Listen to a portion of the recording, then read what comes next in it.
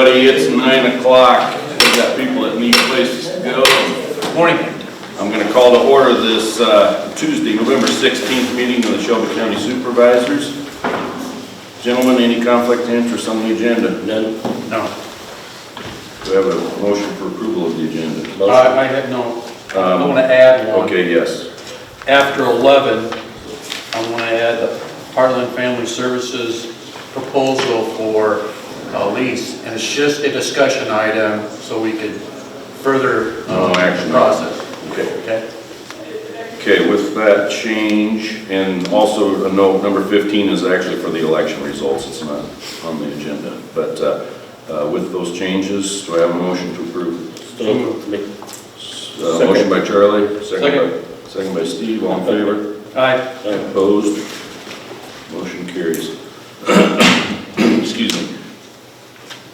Let's move on to the land auction, I guess.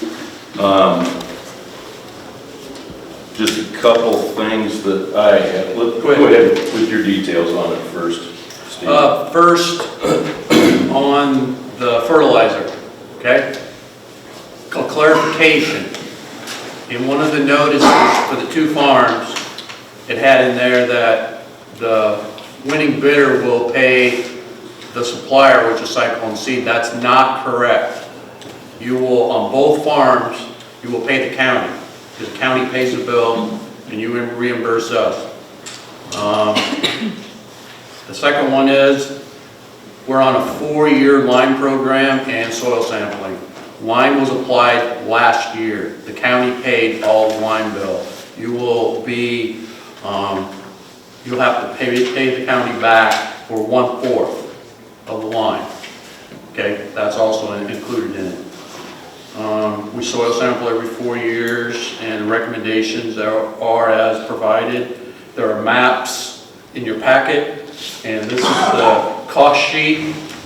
We have our dry fertilizer, and I know with all the talk out there, we do have our fertilizer prices locked in and the product secured for application this fall, like it's always been in the past once a crop is done.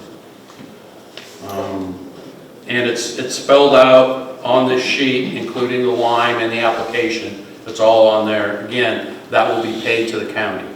Okay. Those sheets are in the back of the room on the table. Did everybody get one? That's all I have.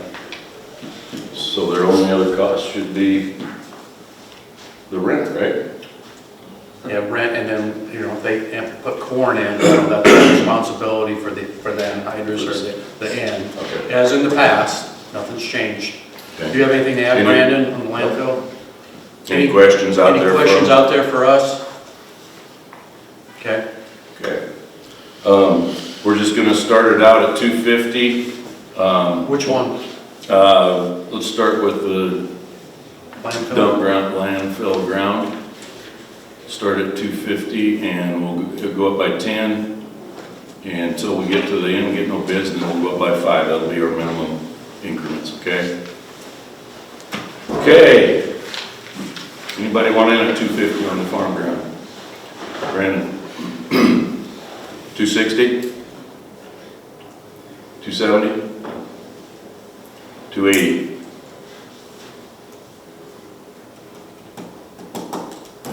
Anybody else out there? 285?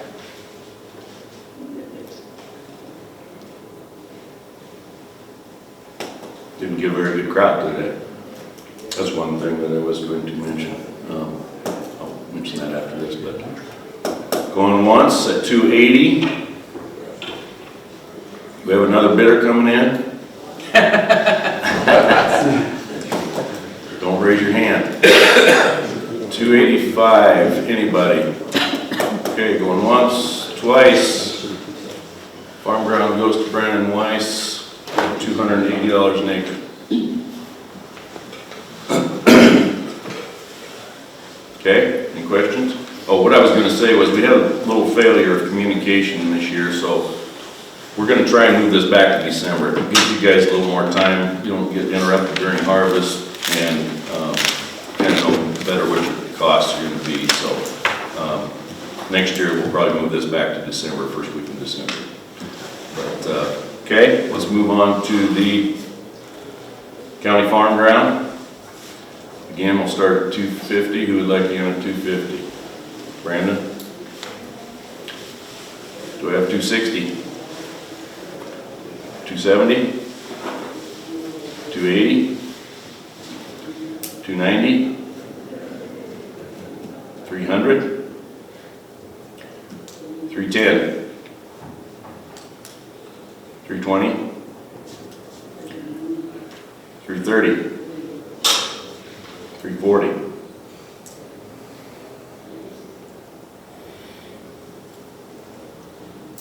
335?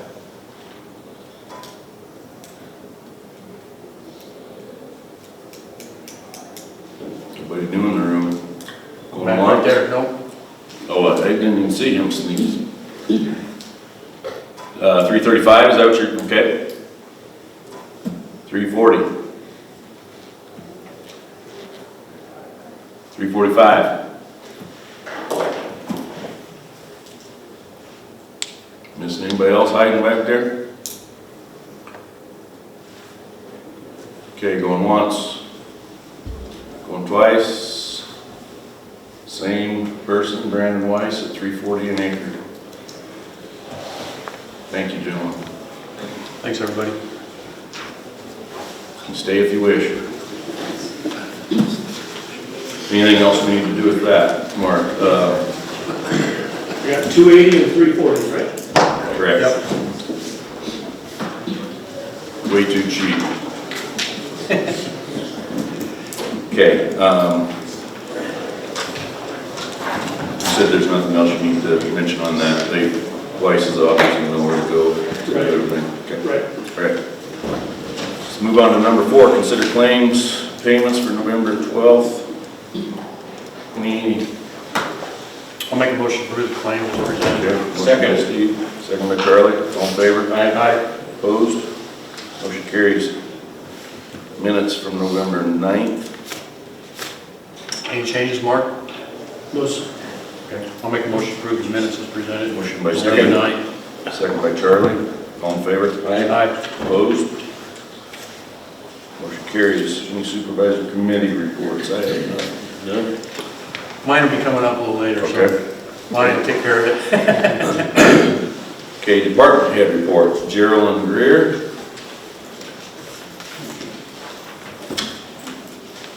Morning. Good morning. Hi, Gerald. I'm bringing my friend with me. Oh, Terrence's party. I thought Terrence was We're separate. gonna go better than. You're gonna tag Yeah, team? this Okay. is gonna- Okay. Okay.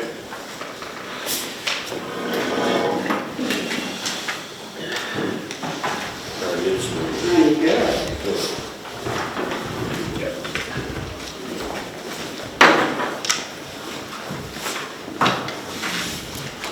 Okay, this is my quarterly report that has to be approved.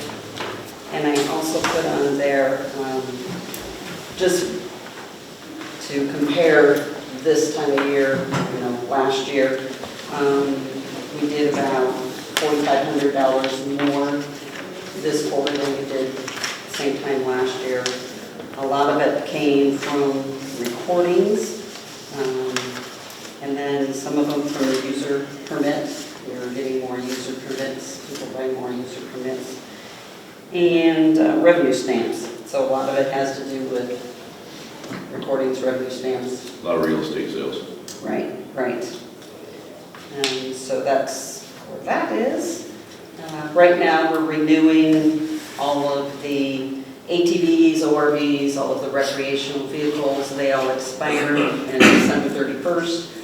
We did send out postcards to remind people that they could start renewing those in September. They can do it by mail, or they can come into the office, and either way is fine. If they have an ORV and they want that user permit, if they've had it in the past, they can just send a check along or money along for $25 and still get that if they have the same insurance. If they haven't had it in the past, if they send us proof of their insurance, they can get that ordinance, the decal for the county ordinance as well. Boats expire April of 2022. They can start renewing those January 1st. So we will send out reminder cards in January. So all boats will expire in April, and those go on a 3-year period. So let's see. We did Iowa Land Records did a seminar series at the library in October, and we invited realtors and bankers and anybody who files who does e-submitting. They're going to upgrade the e-submission service, and so it was to show them what the new service was going to look like, answer any questions that they have. If they haven't signed up to do that, they could sign up to do that. So we had probably 10 people, I think, show up for that, and different banks and So what's that take away from you as far as work? it does not take away anything from me. Okay. It adds. This is where they file their documents electronically. So they don't have to come into the office. They don't have to use the mail. They file the documents electronically, which worked really well during the pandemic because they didn't have to come into the office. So we're trying to move more people that direction, just because it's a lot easier. They file them, we look it over, we see, make sure that everything's okay. If not, we reject them and give them a reason why we reject it.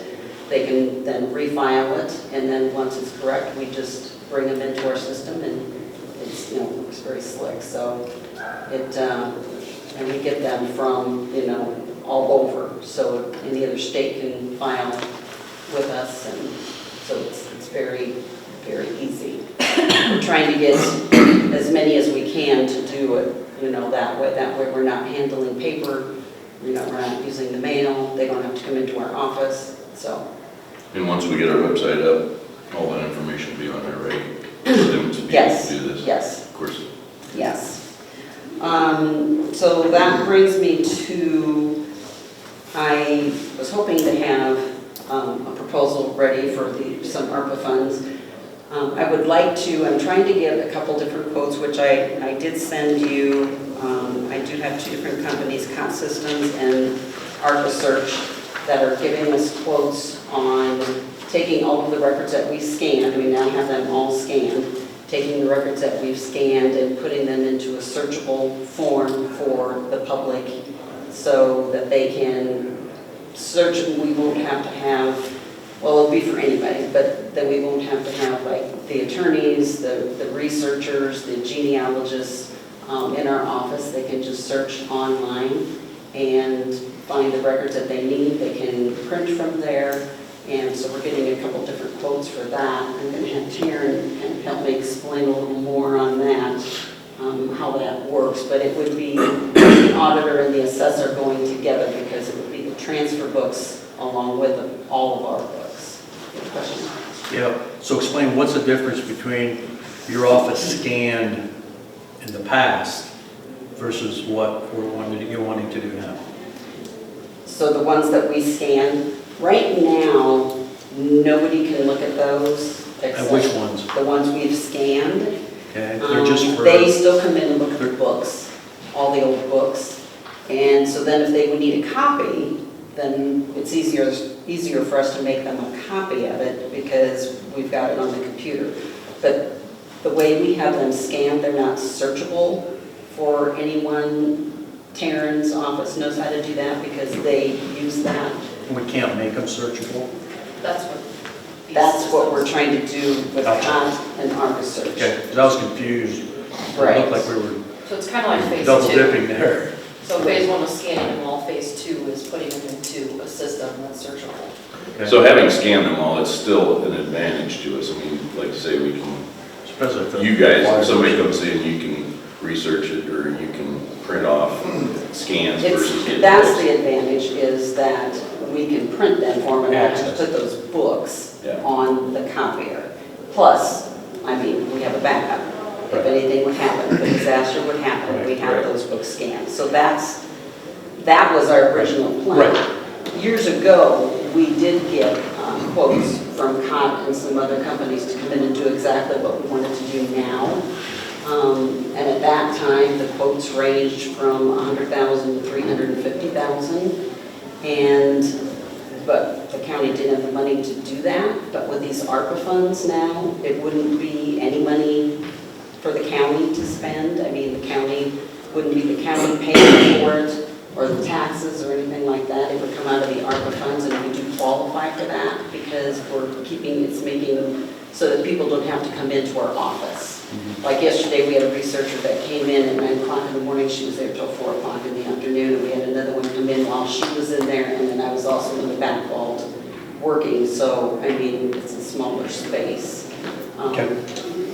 Thank you. I'll let Taryn. So just to explain the search a little bit. So they'd be able to actually look at the auditor transfer books online and search by land. And then it would tell them where to look in the recorder's office for that book and page or instrument number. They could then, on some of the systems, type that in, it would pull up that document. And a lot of times now, I mean, I think you guys get multiple phone calls, I get multiple researchers from out of state that call, and we do the research for them and just send them the documents. This would be easier for them just to go in and search themselves versus waiting for us to search them. Now, I did get, The website would have to be up and going, correct? This is a separate site altogether. Yep.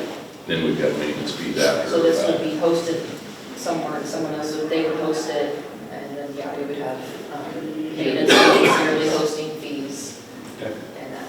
but there is, COT Systems would like to, before they will give us a bid, they want to come in and really look at our vault and look at all the records and everything, and so I think Kind of do an it's- inventory so they know what they're Right, doing. and I sent you all of that, and in order for them to do that, it was like $2,800 or something like that, so I need approval for them to do that so that they can give us a bid. I did get a bid from ArcaSearch, and I sent that to you also, but I mean, if you guys just want me to wait until I get. Well, we can't, we didn't put it on here, really, did we, as an action item anyway, but, I mean, I think we've got further research to do.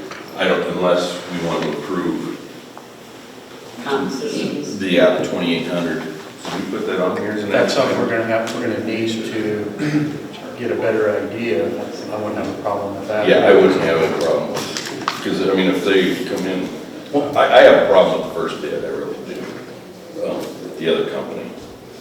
I mean, if there's $2,800 revealed, that they can do it for a lot less or something. Plus, you need to keep in mind when you get these bids, they need to be good for till July 1st. Because the ARPA funds, that's why we have the county departments that will apply for this ARPA money starting January 1 to May 1st. We don't have that money. We get the second allotment around June, correct? So we're going to take all the departments that apply, maybe there's only one, maybe there's 6, and then we're going to have to prioritize. So when June 1st comes, we're going to allot that money. So you need to know that whatever bid they give us, we're probably not going to make a decision until May or June. Okay. Correct? Yeah, yeah. Because we don't have the money. We're not I going mean, to so have. I won't know what the No. bill's approved until Nope. then? I don't know how we can. I mean, if they were willing to lock that price in, yeah, of course, Would you- I mean, well, we know that it's, We could approve yeah, we could have, without knowing. 'Cause we know might we're not only- qualified. There might, maybe only 2 people will apply, or maybe you're the only one. You know, that's a whole different story. Okay. But you're not going to know right away because people have till May to apply. Right, okay. and I think also that one bid that you got, if we decided to use just the, like the birth certificates, we can't put those on, but let's say we just did the deeds. Could they break that down for us, what it would cost to do just the deeds, just the, That's what I was wondering too, if you had to prioritize, like, if I only got, say, 1/3 of the money I requested, what would be where I'd want to spend that? Okay. what's the most researched? Right, and then if you get, you know, half the money, I think you need to be aware of that, because we have no idea what's gonna come at us. Okay. And I like what you're doing. Yeah, I think it'd be awesome. I mean, have we looked at Iowa land records as far as what it would cost to get them on there? I did look at Iowa land records, and there is no cost. However, Iowa land records it does not work with the transfer books. And it's a whole different system. If you ever try to search on Iowa land records, people have problems with that all the time. I mean, we can tell them you can go onto Iowa land records and search for free and print for They're still free, gonna call and they can't figure it out. I mean, they just cannot figure it out, so they still call. What we would have to do with that is we would have to take all the records that we scanned, put them into Eagle, index them ourselves, so it would all be on us. So it would take years and years and years to do that. And then we would still not have really a searchable. We couldn't pay another IT company to do that, like Interface or. No, well, And with the indexing part of it, you have to know how to read a legal description to be able to actually index it into the system correctly. I mean, the names and all that, you could put, grantor, grantee, but to break out that legal description and have it indexed where it's searchable, it would have to be somebody that would know how to read it. and I did check with other people who had done Iowa land records, and I checked with Iowa land records, and they said that, it would just depend on, I said, say I give you 500 books that we've done, how long will that take you? And they couldn't give me a time, but again, it would be us doing, my office doing all of that, and then still not having a searchable, something that the public could really use. Because even the surveyors, I mean, we still get surveyors that call us and say, this document's not on there. We say, yes, it is. You have to do blah, blah, blah, blah. And they just don't know how to search with that. It's just not user-friendly. Have you talked to other counties that have used this company that wants to charge us $2,800 to verify that they can download it properly? Have you talked to them about costs? I mean, what their ending cost ended up being with that company? I looked, they started a spreadsheet for all the recorders' offices and what quotes they're getting, and the quotes have been from $70,000 to $500,000 between these two companies. I'm sure the $500,000 is a lot bigger than we are. Polk County. That's in Polk County. Plus we've done the scanning. A lot of these have not done any scanning, so Right. they're charging also for the scanning. Yeah, no, I think we should go ahead with that. And, and we saved a ton by scanning Yeah. those. I think we ended up we were under 30,000 that it took us those 3 years to scan those records, which our quote was like 150,000. So we saved a lot doing that ourselves. Right. So that will save us on this end too. So can we give her the okay to move forward with the $2,800 or did we not? What would happen is they would use taxpayer money, just out of a department, it could be an essential purchasing department, and just put in a claim for it, and you could be reimbursed from the ARPA funds when it's considered Okay. after the Right. first of the year, because we can't consider using these ARPA funds the way we wrote up the rules until after the first of the year. But can we approve it today? Did we have it listed as an action? I think it's just a claim, it's a $2,800 claim, but Okay. it's, So we don't it'll be That should approved be a at your problem. next That way you can meeting when process you it. approve the claims. Okay. Yeah. All right. I would agree. It's as simple as that. All right. So proceed in that direction, if you would, please. Appreciate Anything your else? efforts on that. Other questions? I'll give you the account number. Okay. When do you think the website's going to be up and fully going? I've been asking about the website. They will not give me a date per se, but they are working on it. If you go to the website that says it's the construction one, and some of the links on there will bring you to the new website. So a couple of the pages are completed, that they've pushed those live, and the rest are still in the background. So they've started to look at the auditors, supervisors, board minutes, job postings will be on there. So what percent would you say is up new? We 50%? No, No? I don't, that we can see, no. But they work on, I'm not sure. And I did call them again before I came here. Okay. They were in a meeting, so they were supposed to call me back. But Hopefully we get this finished by the first of the year. Is that Yeah. possible? I don't think so. I don't think by the. This is dragging out, I'm Yeah. sorry, Yeah, too long. yeah, it is. Yeah, and I talked to him and told him that too, and I tried to see who else was on the project this morning, and Okay. Did they give us any time frame? Tell me I have to initially report back to okay us. this? yeah, and they won't, no, there's no date on it, But but, they kind of told us it would be less than 6 months. yeah. They implied that. Okay. Okay. Yeah, report back to us. I'm working on it. Keep writing them. Yep. So Thank that you. was, I just had that update, and the Eden conversion for the financials should be, go live mid-January. Everybody's But, trained. Yeah, that's almost done, they're doing their end-user training now. So if we were done with that by February. Okay. It's went very well. Very well. I mean, everybody. Everybody likes it The so employees in my office, everybody's been cooperative and everything's went down just as planned. Awesome. So, Yeah. Seems to be a smooth transition so far. Okay. Thank you so much, ladies. Yep.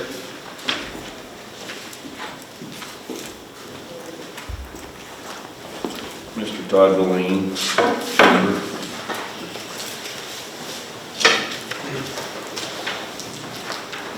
Good morning, everyone. Morning, Todd. So just a couple of real quick updates. On the Chamber of Commerce side, we're fully into the holiday season now, so want to thank all of the volunteers who came out and helped start putting the decorations up around the downtown square this past weekend. Got a couple of additions, just things to finish up there, and then that'll be ready to go. We will be hosting the holiday lighting tree ceremony like we have in the past this year, so that'll be on the Saturday after Thanksgiving, starting at 5 o'clock. Santa will come in on the fire truck, we'll throw the lights on the tree, and then we'll have Santa visit with the kids. We'll have hot chocolate and sugar cookies and all that wonderful stuff out there. That'll roll into then Santa Claus is coming to town, which is where we take, Santa comes back and we go from the small communities throughout the county in one day and visit with the kids in those communities. He'll also be at the cabins at the Shelby County Historical Museum. So, and then in addition to that, Shelby County State Bank has partnered with us again this year on gift certificates. So any gift certificates that are purchased between now and December 24th, the individual purchasing will receive a 10% discount on that. And we are still working with Hy-Vee on trying to get some of the gift certificates that are out in the community spent. So if you are sitting on some gift certificates and you'd like to use them, especially for your holiday meal shopping right now, go into Hy-Vee. If you spend between $25 and $100, you'll get a 5% discount if you pay with gift certificates. If you spend more than $100, you'll get a 10% discount if you pay with gift certificates. Does it look like the message has gotten out to please get those reduced? I think it is, but we have quite a backlog. So eventually here, we're just going to look at calling it. It's not going to be for a while. One of the things that we're working with our current printer on, the person who prints our gift certificates, is there a way that we can maybe change the color of them? So down the road, when we officially make that change over and say, okay, from now on, that account doesn't exist anymore, if we have a different color going out there, maybe that'll help. Because then we can tell the retailer, it'd be hard for them to tell them to stare at the gift certificate and try to see the name of the bank on the gift certificate. But if it was a difference between the green now that we have and maybe a yellow or brown, it'd be a lot easier for them to read. It shouldn't be a problem. I don't think so. And I've talked to our representative from Bank of the West, and again, that account will just carry forward until the day comes that I need to close it. So, on the economic development side, you've probably been seeing the news. that the college, Iowa Western, is purchasing the other half of the building that we're currently located in, the front half. That's going to be really a game changer for us around here, because they're going to be bringing some career technical education into that space. It's going to do a great job of not only helping us provide some opportunity for kids to kind of dip their toe into, diesel mechanic work or welding work or other things, to see if maybe that's what they want to do for a living and stay around and do that, which would be great. But Dr. Kinney's looking at expanding into a lot of other different programs too. As part of that move, we were able to work with Concerned, and Concerned is going to have Farm Table move over there and just become a renter of some of the space at Concerned. So that's all worked out really well, and in fact, the space for Farm Table will be great because they'll have a loading dock. Right now we currently don't, so everything's had to be, lifted off the back of a truck, and so it'll be a lot easier for them to have that dock.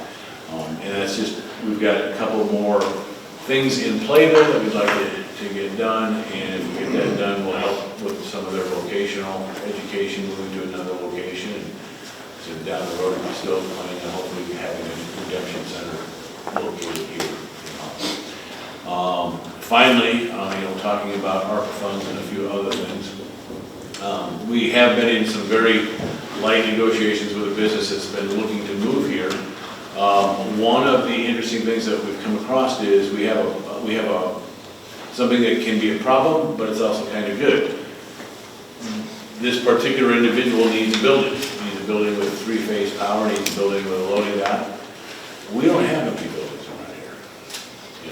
So moving down the road, we need to maybe look at making some type of an investment into possibly some spec buildings to use to attract businesses here. Because all the other efforts we're making is to attract individuals here to provide workers.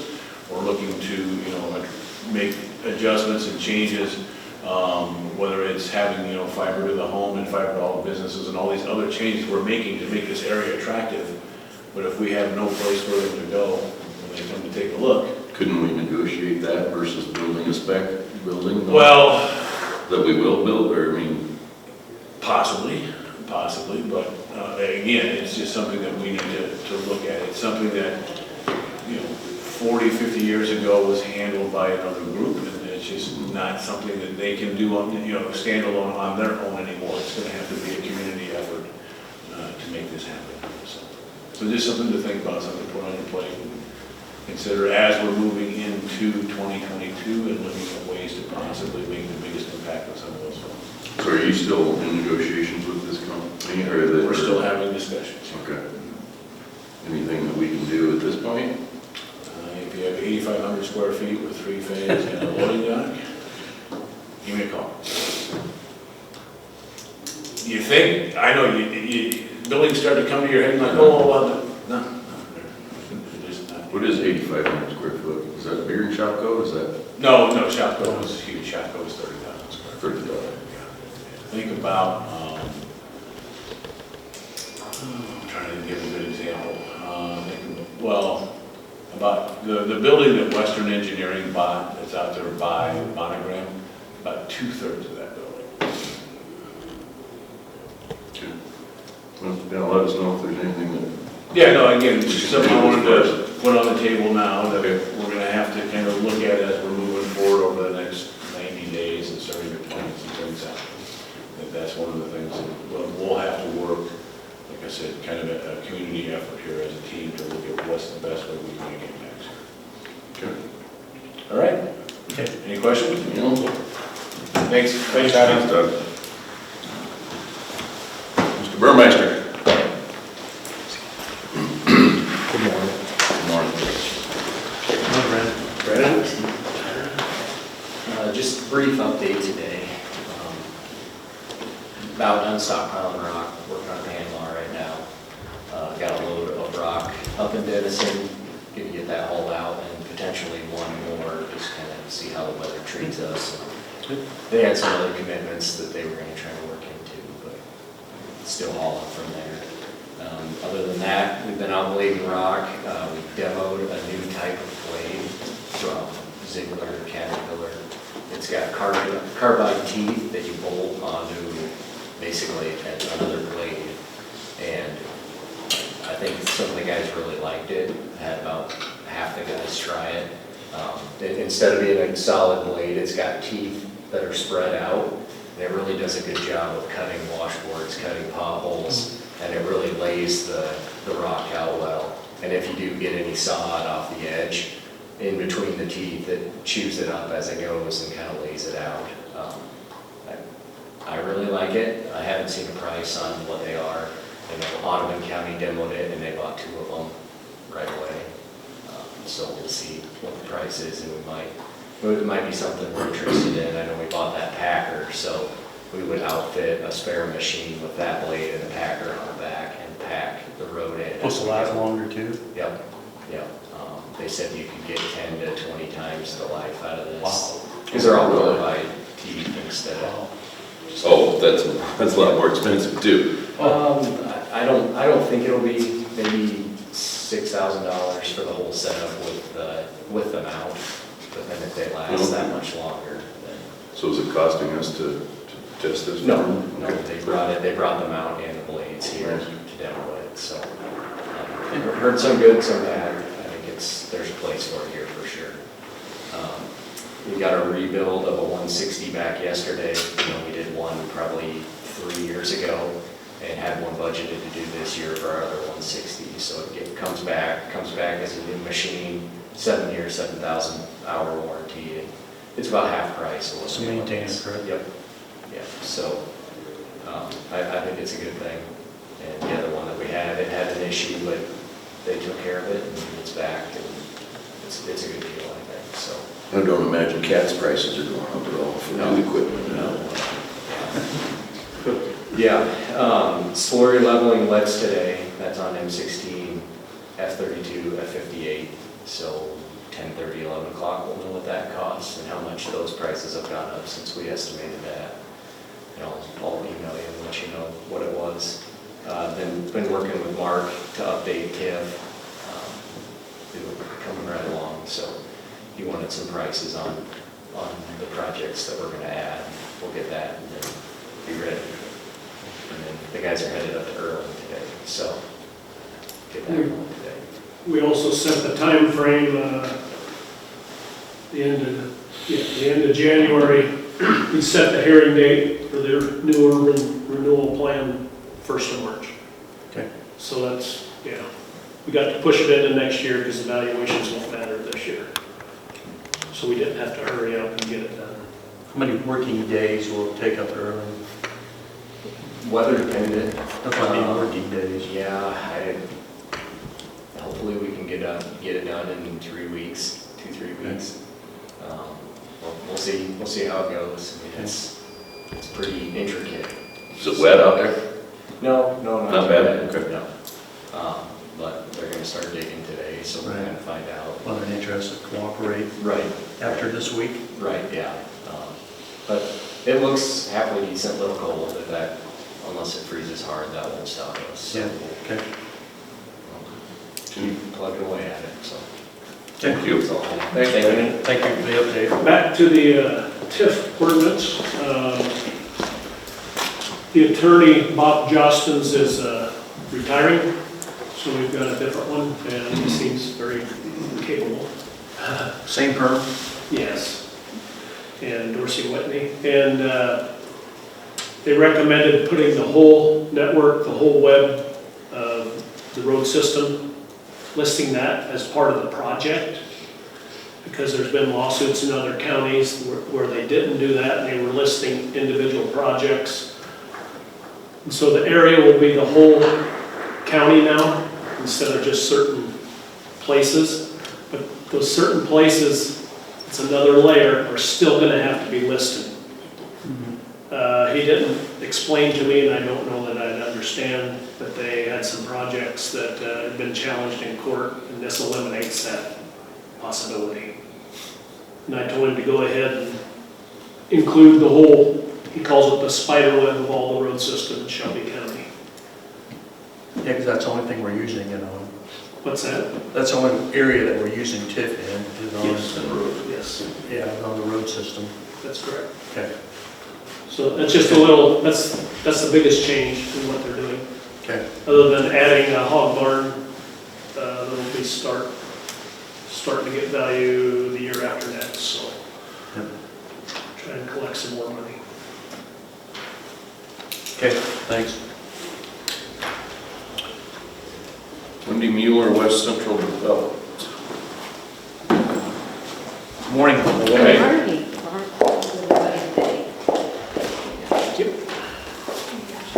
Thank you.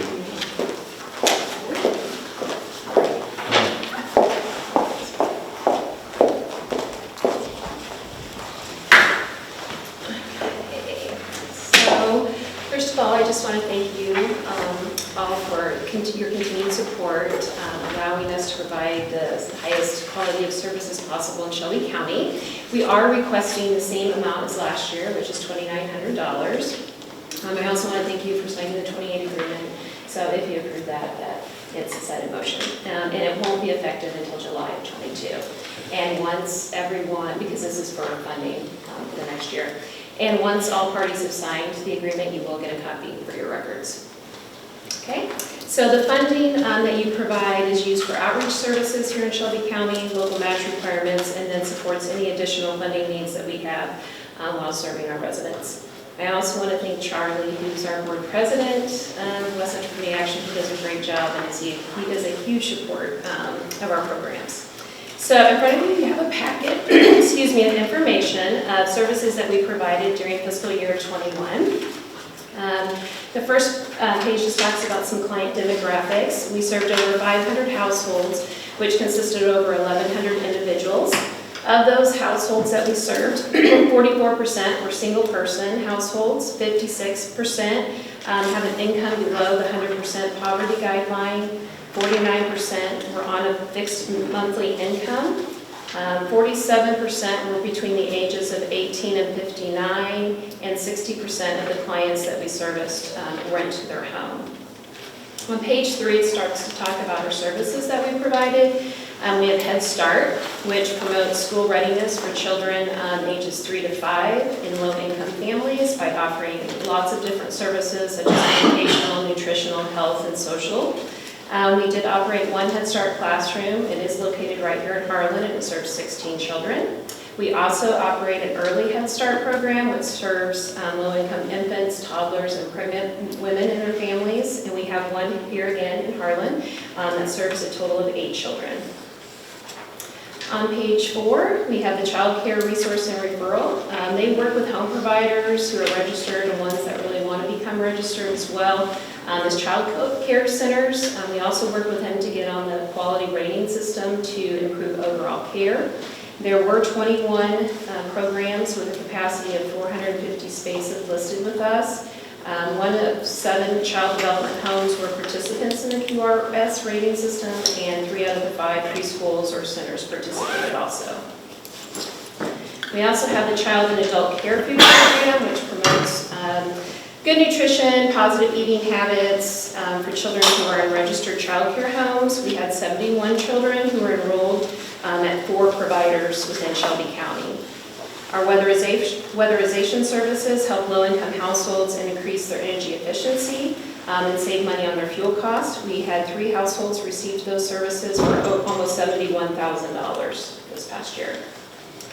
Page 6, the Low-Income Energy Assistance Program, or LIHEAP, helps households pay for a portion of the residential costs in winter for the winter heating season.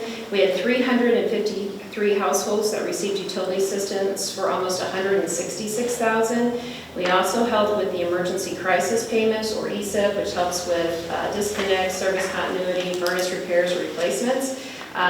We had 3 different pots of money for that this year. We had regular ESIP, which we spent $41,000 with the CARES ESIP, which totaled over $2,000, and ARPA, which assisted 51 households with $38,000. So a total of almost $82,000 we spent in crisis this year.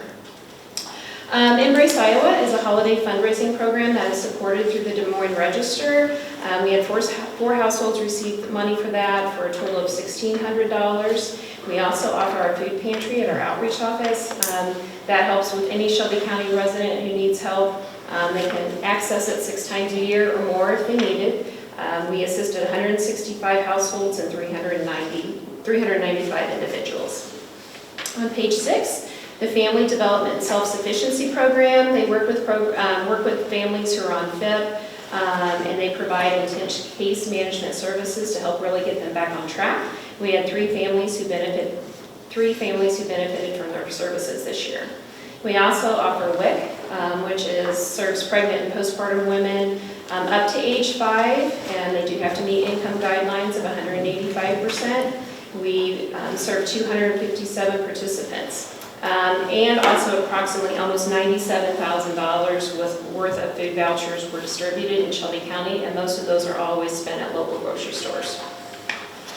Page 7 shows the breakdown of program dollars or value that went directly to clients or local vendors. It totaled over $900,000. And page 8 just shows the administrative and delivery costs. We say we're doing our job if we can keep our admin costs under 5 and our delivery under 20, and we did both of those things again this year. And the last page, on page 9, is just a summary, and as you can see, over $1.1 million worth of services were provided by West Central Community Action to Shelby County residents. And again, just on behalf of all the employees and the board of directors, thank you very much for your continued support. We truly appreciate it. Keep up the good work. Thank You have a lot going on. Yes. Lots of good programs. Yeah. Thank you. Thank you. How is our child care in Harlan? Do we have sufficient? No. No. No, and it's everywhere. So we need more childcare, and definitely that's a big issue. How do we go about enticing people to? Well, we have CCR&R, and that's part of their job, is to work with communities or businesses or counties who want to really bring the childcare in, and they've done a good job. They are working with several communities. We cover 17 counties for CCR&R services, so it's just about getting the right people together, or businesses that have, large employers that could really help and get some childcare. But yeah, there is a huge need. You see it all over the news. Childcare Was this a centers. problem before COVID? Yes. Oh, Okay, yes. okay. Yes. We've It's just always been had- exacerbated Enhanced. by COVID. Okay, yes. So yeah, they should get more on the map, and so it's a hard job. And so there's a lot of things coming down the pipe too federally. So we'll see what happens. But yes, it's definitely a need, and anything we can do to help. Like I said, we have a whole program dedicated to it. It's just trying to get the right people together to get Do you know many communities outside the box that have thought outside the box and have tried something and it's worked as far as there's been businesses who have created, childcare. There have been large employers. There have been ones that have gone into nursing homes that have created childcare facilities with that, which is a good fit too, because sometimes they have the space and the residents love it. So that's been good. There's one over in Audubon that does that. So yeah, there's different things. It's just, but the latest thing is a lot of communities who've just been, said we need help, and so they've just banded together and have really tried to get more slots available. Or and there's money throughout the state from DHS for different funding sources available, trying to entice businesses or current providers to expand their slots. But that also goes with staffing. You have to have the staff to do it. So staffing is the other issue. So Okay. yes. So Do we need to do a better job of getting that information out, that this type of money is available, get people thinking about it? well, we promote it. That's one of our jobs too, is to promote that. And there's information posted on the state website, and people can call our 800 number. So yeah, we definitely promote it to all our providers and anybody who's wanting to, if you know of anybody who wants to start a child care or facility, send them our way, because we help them through all that process. So, okay. Thank you. Yes, thank you Appreciate very it. much. Appreciate Thanks, it. Wendy. Thank you.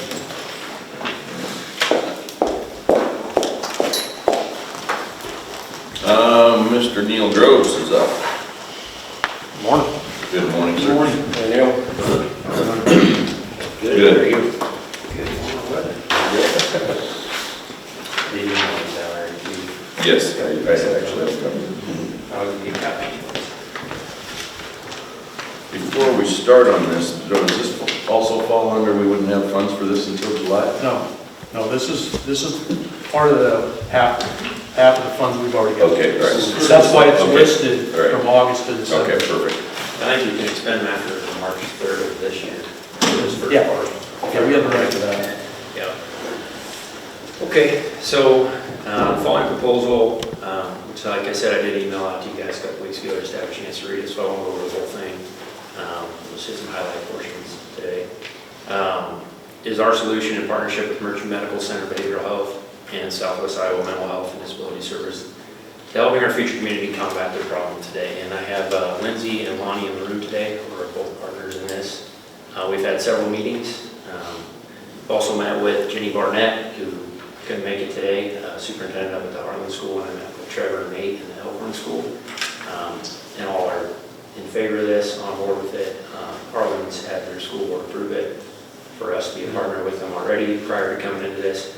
Elkhorn said they didn't need to. They were excited about it, just wanted me to run gun ho with it. So, kind of a highlight. We started off with COVID-19 past year, and are now fighting the long-term effects of it. Either with sickness, a loved one sickness, death, businesses being closed, work shutting down, loss of wages, local businesses closing, schools closing, vaccines, or even the new norm of people wearing masks. With such a high number of children already experiencing mental health issues, and 71% of parents saying the pandemic has taken a toll on mental health of at least one of their children, I think it's imperative now more than ever to have the resources in place to help our children in times of need. I'm on this third page here. If you go down under purpose, the proposal is to establish a vital missing piece to the crisis intervention team within Shelby County, bringing together the school, families, mental health services, and law enforcement. I think that adding a deputy to the school systems within Shelby County will provide a multitude of benefits. Having a deputy readily available to the school will provide extra security, community policing, soften the view of law enforcement to the children, provide a valuable resource to the school personnel, and provide a link between the child's mental health needs and resources that they may need. I've listed off some benefits for what I'm trying to do here. A dedicated deputy to handle the needs of the school when it relates to law enforcement matters. School personnel will no longer have to wait for an officer to return phone calls or emails after having multiple days off. Mental health services will have a dedicated deputy to discuss matters with students or parents that may require law enforcement intervention. A friendly, familiar face to students to help them in their time of need. A mentor to the students. An educator on risky behaviors such as alcohol or substance abuse. A sense of security for school personnel, students, and parents so the school is conducive to learning. A link between students and mental health services, preventing situations from escalating into criminal intervention. Security at school events. Humanizing law enforcement to the students and promoting community policing, breaking down the barrier that's often between students, families, and law enforcement. And also the citizens of Shelby County will benefit by having an additional deputy to assist with ever-growing caseload of our office during the summer, which is typically the busiest time of year for us. My intentions with this position would be to use the ARPA funds to fund it on a 3-year basis. As you see on the back page, I broke that down.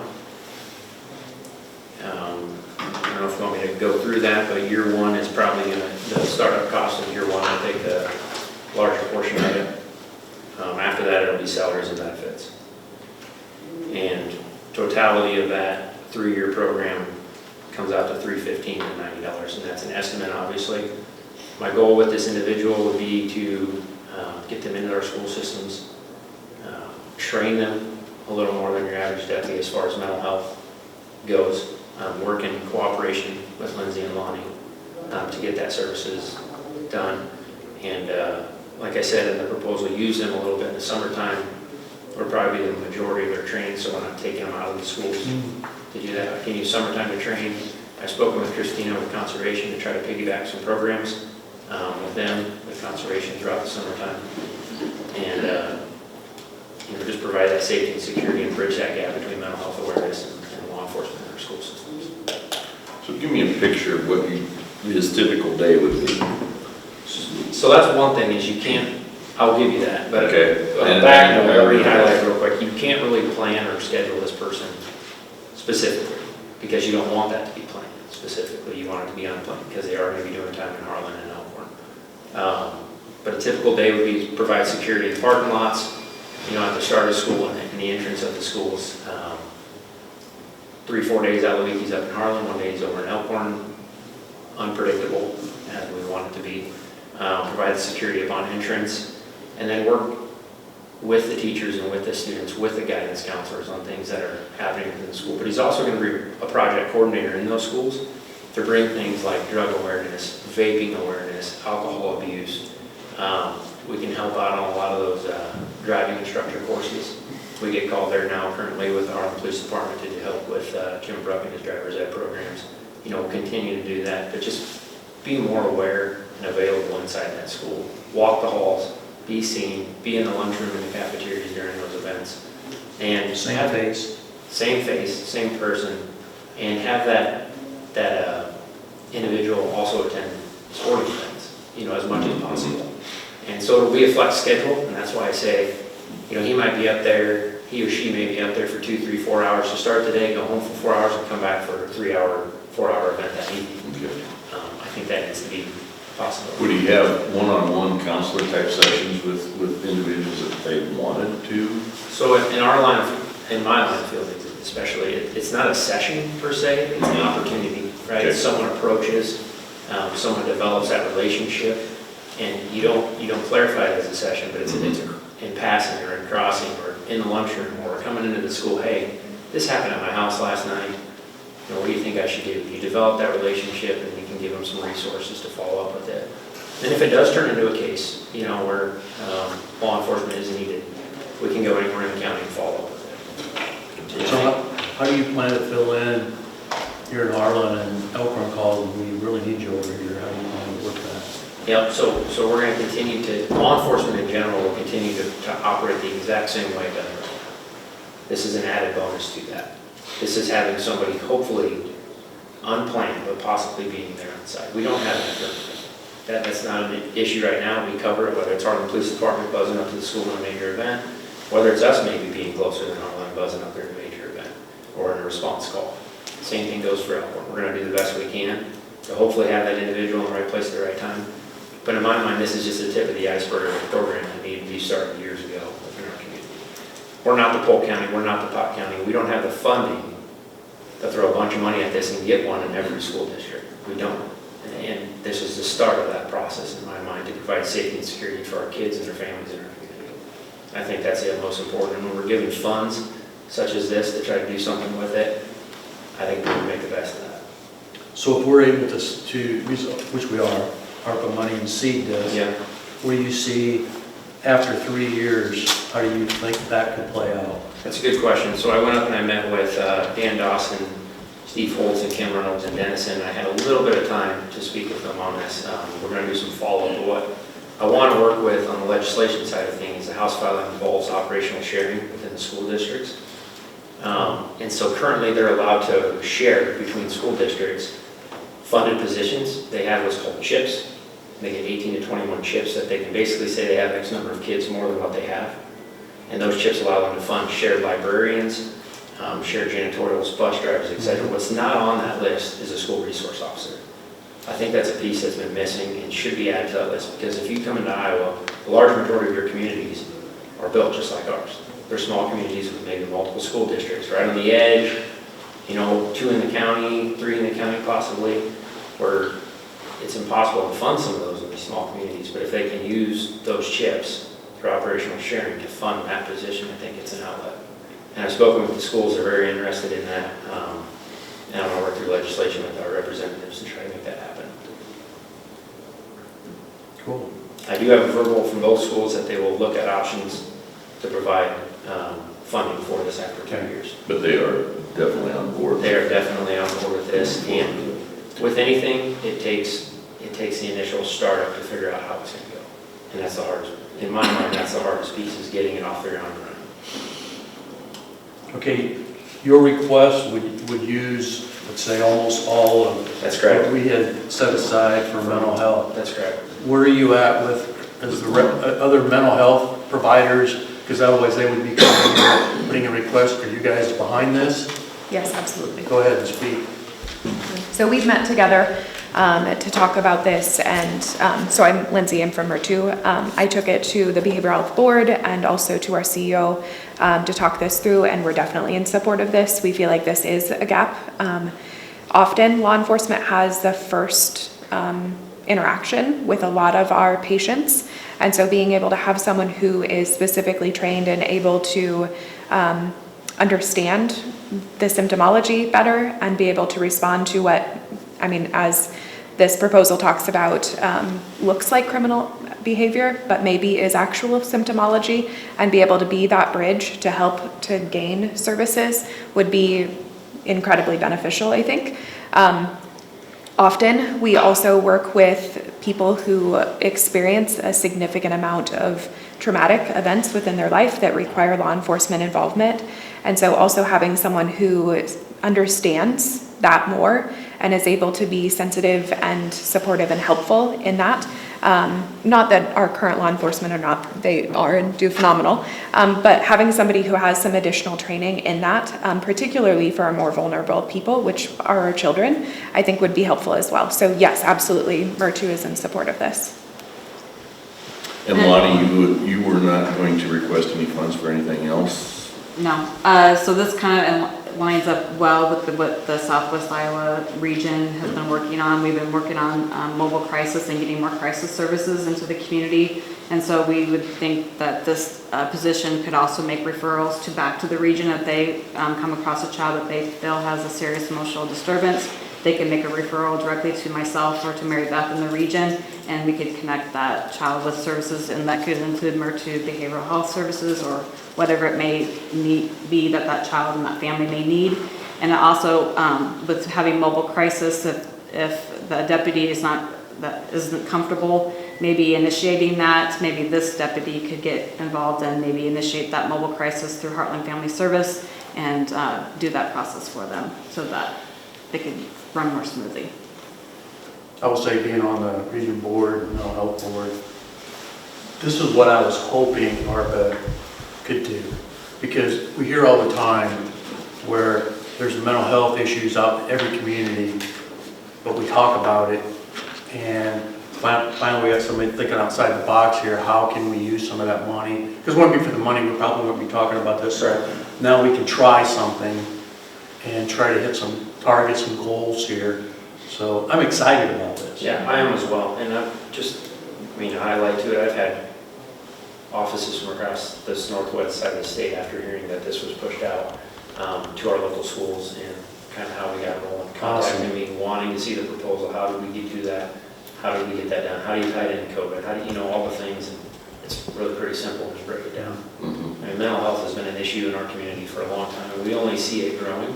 Yeah. If we can get to these younger age children, the future of our community now, and have a closer working relationship with the partners that we need to be working with, I think this is a no-brainer. Yeah, instead of pulling it differently. So I appreciate you guys being on board with this and working. I can't think of anybody that wouldn't be on board with it. I think it's a good idea. Yeah. Okay. Sounds like something that. I think some of the documentation got sent. Did Cody follow up with that? I apologize, I'm in the office. I had a fourth little girl the other day, so I've been out for a couple of days, but I think Fourth Cody little got girl? Yes. Well, Congratulations. Thank you. Yeah. Thank you. So I think Cody sent you the paperwork. Yes. Okay, perfect. I think I forwarded it to you guys. Yeah, you got it all. So what would you recommend, Neil? The max we have allocated is 335. Are you requesting that 315? Because we have about 40 grand remaining. Yeah, I would request 315 over the 3 years and see where we're at. Okay. Yeah. Okay. I'll make that motion. Second it. Motion by Steve, second by Charlie. Anything else? All in favor? Aye. Opposed? Motion Good job, carries. Neil. Thank you guys Yes. very much. Yeah, appreciate it. You've really done a lot of legwork here. Yep. I think this is going to be a program that people are really. I appreciate you guys helping me get it up and running, and I appreciate their assistance, and we've been through some meetings. Yeah, it's a team More effort. meetings, and There's that's where we're at, so thank you very much. a lot of work in front of you. You bet. Yeah, thank you. We'll take it on, so, A lot of work. thanks, guys. Yep. Any more comments from you ladies? We are also excited about this. Yeah. Sounds awesome, really does. Neil, are you hoping to get this started the next school year, or what's the, yet this school year? Or I'm hoping to get it started after the first of the year. It's gonna take some time to train an individual with our process within the office, a month or so. So I may post this probably for an opening in the near future, and then hire after January 1 and do our initial internal training. But I wanna see somebody in the schools yet this year, at least making, So those. they can come back full bore next year. Get some training during the summertime? Correct, yep, but at least make an appearance at the start of the year, it's important to meet staff and a lot of those kids and different things, so. Great. Yep. Good news today, for once. Okay, Heartland Family Yes, thank you very much. Services proposal. Services. You want to go ahead, come on up here. Okay. We've been working on this for a couple months. Got some more good news. Yeah. Good. So the region, Southwest Iowa MHDS region has been working on expanding, we have an ACT program, which ACT is kind of like they call it hospital without walls. And so it works, it's a Medicaid program that works directly with adults that have a serious mental health issue, certain diagnoses that have a history of going in and out of the hospital for psychiatric issues. And so they kind of target those people that have Medicaid, that are been having some mental health issues, going in and out of the hospital. And so they kind of wrap around professionals, mental health professionals, like a nurse, social worker, those type of services around an individual in the community to kind of make sure they're taking their medication, that they're going to their appointments to keep them stable in their community so they don't have to keep going in and out of the hospital, because that causes trauma. And so the region's been working on expanding that out to the rural communities. So they're going to have a Rural Act program in the northern part of the region, and then one in the southern. The northern, Harlan Family Services is going to be the provider of that service. They would like to rent space here in Shelby County, and they would like to rent a couple offices that are in the community service in my department in the annex building. And so I've had some empty offices in that since the state took over case management several years ago. So we've been trying to rent those spaces out, and I think this would be a good fit because we have to deal with HIPAA, mental health issues, and so do they. So it makes more sense to bring in someone that's also dealing with mental health. Like you are. Be a great fit, actually. Yeah. And so this is just a letter of intent, a statement of intent so it's not a formal lease yet, just to kind of get that out there to you guys to see if that's something that you would approve. They would like to rent 3 to 4 offices. One of the spaces needs to be renovated for the nurse because she has to have like a nurse station that has a sink, and because she'll be probably administering medication either by oral or also shots. And so she has to have that medical grade type nursing station. So with that, we're looking at about $4,860 of rent per year. Looking at possibly a 3-year lease, up to 3-year lease. So. I think they just want to do a 2 for to Oh start yeah, out. 2 years to start, yeah. 2 years to start out, and they will pay for they have to rehab, get a nursing station in place. So they will pay for that. Okay. So it's a win-win to me. And they have to supply their own Wi-Fi, internet, and telephone service. So we're giving them a little bit of a discount on the rent, but they've got to pay for the nursing station. And plus, we're only going a 2-year contract versus a 3 years, so. Right. And they'll use 3 of the 4 offices we have available now. So it's there to grow into. Yeah. I think it's a great fit, and we have it up here in our area. So, Okay. you guys have any concerns with that lease? Because that's what this is about, it's a discussion, and then if there's any changes or anything, I can relay that Do you have no concerns on this? to Mindy. Do you have anything more? Yeah, on the remodeling part, the hurdles I'm facing is getting a contractor. If you hire a contractor, they're gonna hire a plumber. And then they're gonna fix the wall. There's some drywall that needs to be fixed in there, and then put in some cabinets. And my feelings is we could have somebody put in those cabinets, locking cabinets, and hire a plumber that's cheaper, doing it that way, rather than getting 3 bids from individual people. Do you mind talking to It just Mindy gets about this? Yes. You And then- have or you will? I have, and what they want is several bids. I know, it's so hard to get. And Well, it's up to them to get it though, isn't it? Well, I mean, it's our building, but if And I they're have paying talked to for it, one shouldn't person. they be the ones Up to one. securing the bids? Well, I've talked to one person and I said, think he'd still can need you to go get through these Mark. cabinets, lockable cabinets, countertop and a sink, just go buy it at a big, I found a person, just go buy it at a big box store, install it. And I talked to the plumber and he says, yeah, you get those cabinets in, we'll come install the rest. Okay. And that's so simple and so cut and dry. Will you work that out with Mindy? Yeah, I'm trying. Okay.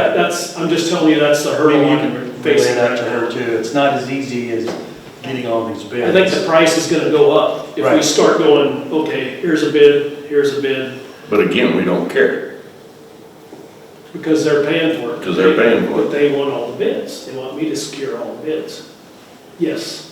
I don't know why. Okay, I Yeah. don't know why you should have to secure the bids.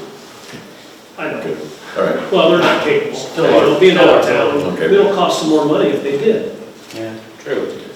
Maybe find out Just what guess. this is, we'll guarantee them this is what you're gonna get. And let's say it's a 2-year lease and it costs $2,400, charge them an extra $100 a month in rent, and you'll pay for it over the time of the lease. You know, something like that, you know, we can come up with something. I mean, that we would pay for it? Up front, and then we'd add $100, I'm just using that as an example. They want a 2-year lease, 24 months. And so if the project costs $2,400, we'd add $100 a month to their lease payment. They wouldn't have to pay for it up front. It would just be added to their monthly payments. Does that make sense?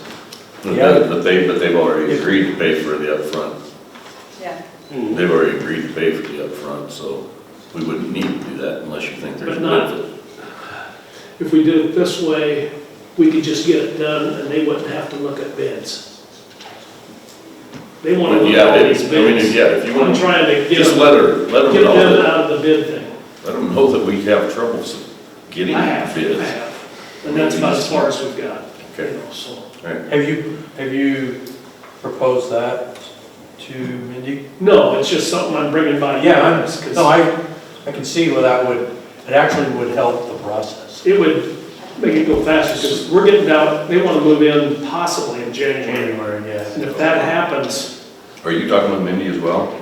Okay. sometimes getting a sink by January could be impossible. Yeah. We'll let you So get. time's a waste. Okay. Yeah, so if we did that, then there wouldn't be that discount there, because we had paid for it up front. Okay, so this was just discussion. Yeah, I know, it clouds things. I'm just Bring us back with a formal, trying to think of solutions to, we'll probably need that next month if you want to get people moved in January, so we'll put you on the agenda for next month. Can you relay that to her? Yeah. Okay. I mean, just She can talk more to you. mounting a cabinet. Yeah, Would be a big oh, deal. yeah. We know somebody that can do all of that, yes. Thanks, Lonnie. Yep, thank you.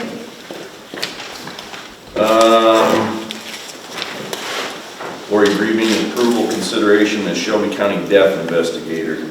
Yeah. She, All the necessary parties have already, Yeah.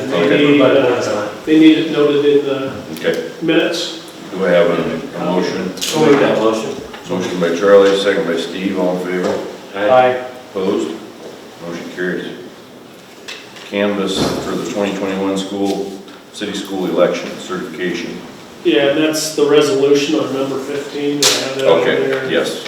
It's So 13. resolution 2137, and it names the winners of the combined IKM Manning. The Shelby mayor, we partner with Pottawatomie County in electing the mayor, the city council, of course. IKM Manning, there's 4 counties involved in that, and the Harlan Community School District, Harrison County is involved with us also with that. And there were no votes from the Harrison County, and so the Winters still stand, nothing changed there. And IKM Manning, Sam Hansen and Luke Potoff got the director at large.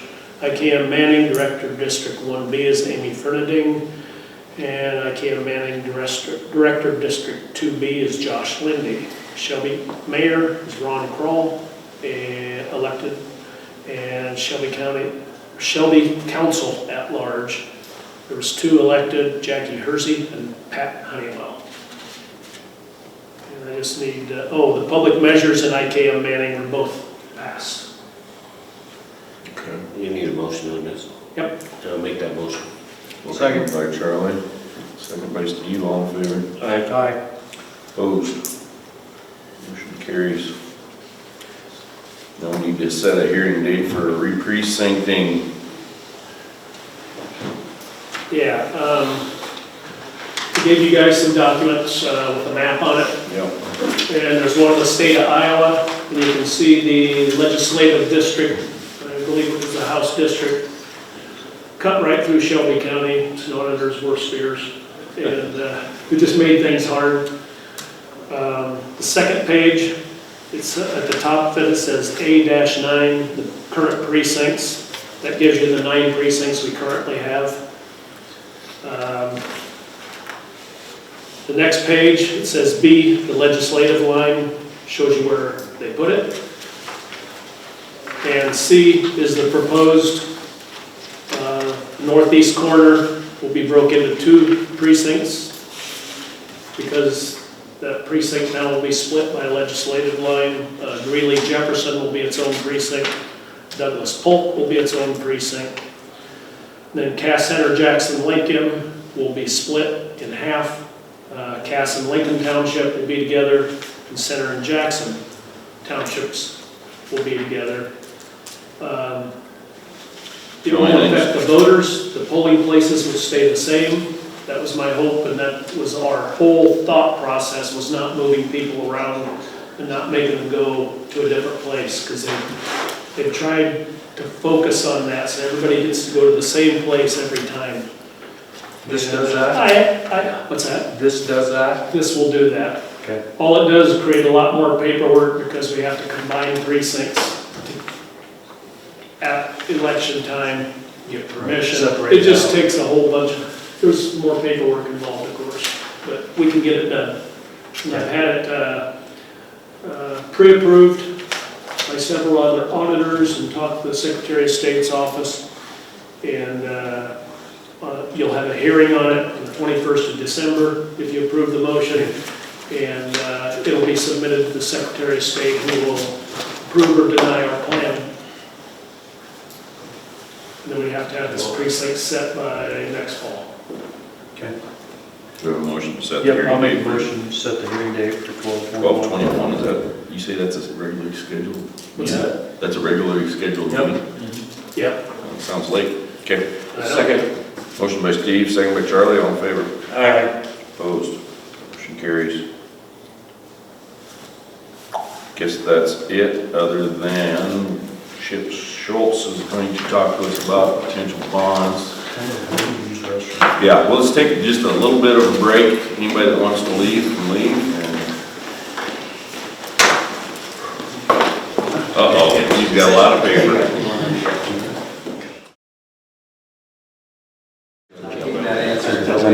Okay, we're back from break. If anybody was here that needs to be here. Let's open the discussion. Chip, why don't you go ahead and take the floor? Okay, thank you, sir. Good morning. Chip Schultz with Northland Public Finance. I've got kind of a number of scenarios in front of you. I know there's too many, really, but it's a broad set of scenarios to start to try to have a little bit of an effective discussion about how you might want to approach the financing for the radios and potential towers if you do decide to go that direction. The material that's at the supervisors, that's the loose sheet that the paper clip to the bound document, is a repeat of what's inside. I've printed it separately for the board, just so you have a reference point if we do get into flipping through it in the material. So what's this categories of the financing approach are broken out between first category assumes that 3 towers are funded. And then within that broad category, there's an application of 300,000 of cash, that's in column E on this loose sheet. And that application of cash, I think we can work through or conceptualize what that cash source might be. I've assumed 300,000 for scenarios D, E, and F. And then the second set of scenarios assume one tower under the blue shaded section. Those scenarios, the first set assumes no cash being applied. The second three assume 300,000 of cash being applied. And then the final set of scenarios in the green header relate to radios being funded only. And those, I've just got two scenarios with a 5-year and a 7-year payment structure with cash and without. I've assumed that you probably would want to target. And these are my assumptions that I'll refine, certainly based on your feedback. But I've assumed that if you don't do a tower, you can probably have a shorter payment structure for the debt. So and these numbers are accurate. You got these directly from Motorola, correct? Correct. Okay. They're from the proposal. Yeah. Okay. And then what's in column F is kind of the peak annual debt service. And I don't know if anybody wants these, but here's a copy of the summary page that's highlighted. The first in column F is the kind of the peak annual debt service associated with each scenario. Of course, the scenarios that have a shorter payment structure have a higher annual debt service amount, and those that have a slightly longer payment structure, of course, are lower per year. The levy associated with each, and I know there's detail within the bound document that goes into this. This levy for this purpose assumes that it's 100% paid by levy. And I know you have feelings that you want it not to be 100% paid, and there's scenarios in the bound document that provide that approach. So this is kind of a worst case, assuming no annual cash is applied to abate a debt service levy. And then column H is an average calculation of the average interest rate. And even if you look at the highest rate scenario reflecting in the current bond market, an estimated borrowing rate of 1.07%, for example, for scenario C or scenario F or scenario I or L, those are pretty compelling interest rates, especially when we look at it in the context of what's been the inflationary cost adjustments each year, every so many months, that you've seen on this type of equipment. So what's in the, I'll just go on I'll hit a couple slides if you don't mind on the bound handout. There's page numbers at the bottom center of each page. The framework on numbered page 2. So some of the approach considerations you have to take in the approach to the financing are: how do we obtain authority for the financing, and how do we pay the debt service if we decide to go forward? So the peace officer communications equipment and other emergency communications equipment are considered central county purposes under the Iowa Code. That means you can proceed with a public hearing for a financing, and it doesn't have to go to a public vote to get authority. What's shown on the right side of the page is a potential financing timeline. This assumes that and this is very hypothetical, it assumes that you start action at your December 7th board meeting to set a date for a public hearing. Assumes that the public hearing is held on December 21st. The preliminary official statement that's mentioned there, that's an offering document that would go out to bond investors, which the first priority I think would be community banks in the Shelby County area. So we it's like a prospectus you might have for a mutual fund, and that offering document that our firm would put together goes out to potential investors and includes different historical evaluation information about the county, your fund balances and so forth, larger employers, kind of as a good cross-section of the financial data about the county. This assumes a date for the consideration of a bond purchase agreement, which is the date at which you could lock in the interest rates. This assumes the date of January 4th. And then it shows delivery of funds in early February. The timeline is very fluid until the board, of course, makes a decision, but this is a rough start at how a financing timeline might look like. This is the best case scenario starting today. Probably so. I think so. You bet. Other than you say we don't need a public hearing. You do need a public hearing, it just doesn't have to go to a public vote. Like, it doesn't require a public vote, such as like a new general obligation school bond issue might require. And how would this work with you guys? So again, the top couple of dates do work in terms of my previous conversation a couple weeks ago. It's like knowing that you guys in good faith are moving forward on this. We would have a signed proposal by the end of the calendar year. We just need that document to lock in that pricing and lock in, I mean, the components for, I mean, the radios and whatever else as you continue down the road of fulfilling and actually getting the bond itself. So we wouldn't need anything in advance to getting the bond for the down payment or anything like that? Correct. I mean, yep, it's just a signed document from us locking that in so that we can start allocating that internally and lock in the current pricing that we're extending out a few weeks for you. Okay. And again, it looked like that first date of 12/7 also, I mean, Chip, correct me if I'm wrong, I mean, that's going on your existing first week of December, whereas Right, we could have you potentially could pull that in a week and do it on the 30th to throw that public Like a hearing date special out and bring all that up a week, so. Understood. Yeah, I'll agree. You bet. So the third page, I know when folks that don't have debt start to look at debt issues, you want to get a sense, what do our neighboring counties have for a debt service levy, and what's kind of an average for counties across the state. I think I'm really just trying to approach the debt levy discussion in terms of it's not unheard of for counties to have debt service levies. It's a valid point that folks are debt averse.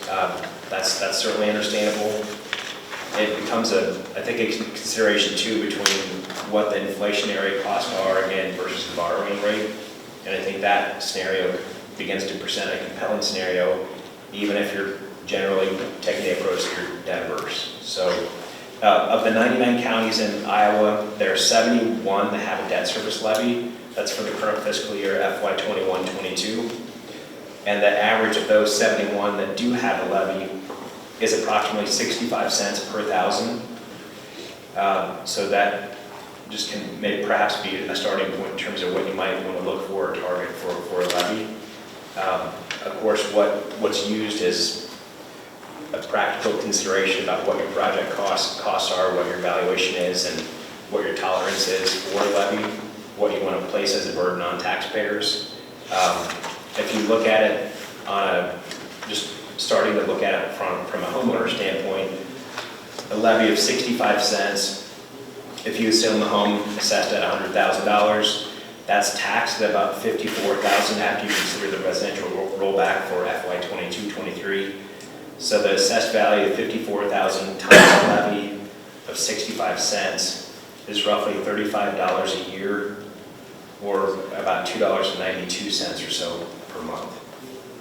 So it is a levy increase, but at that amount at least, it's hopefully pretty manageable for most folks. Looking at this, I don't know if you guys agree with me or not, but I would like to throw out the 10-year scenarios. I don't think we want to go 10 years on anything, do we? No, I don't.